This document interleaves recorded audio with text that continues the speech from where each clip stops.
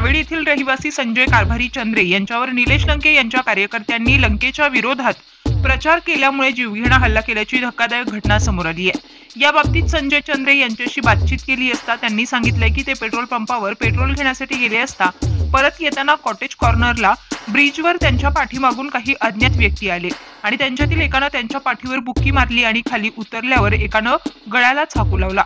त्यांनी प्रतिकार केला नसता तर आज त्यांचा जीव धोक्यात पडला असता।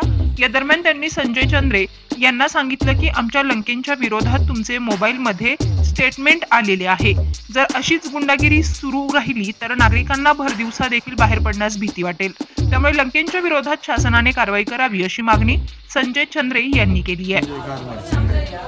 काय घटना घडली? घटना मी पेट्रोल पंपावर गेलो होतो पेट्रोल आणण्यासाठी। माझ्या गाडीचं पेट्रोल संपलं होतं आणि येताना मला पेट्रोल काय भेटलं नाही तिथे, त्यांनी दिलं नाही मला पेट्रोल। म्हणजे इलेक्शनचं पिरियड आहे, पेट्रोल देता येत नाही म्हणजे बाटलीमध्ये मी पेट्रोल मागत होतो आणि येताना माझ्या पाठीमागून एक गाडी आली, ती पुलाच्या पाठीमागं ती गाडी मागून मला डायरेक्ट एकने बुक्की मारली अगोदर माझ्या पाठीवर आणि नंतर खाली उतरले दोघं। एकने माझ्या डायरेक्ट चाकू लावला होता नरड्याला आणि दुसऱ्याने मी हात जर नसता धरला तर माझा कंप्लीट हे पाळलं असतं। त्यांनी माझ्या हातावर मार लागलेला आहे आणि त्यांनी मला म्हटलं म्हणे तुम्ही काल सभेला होते का म्हणे,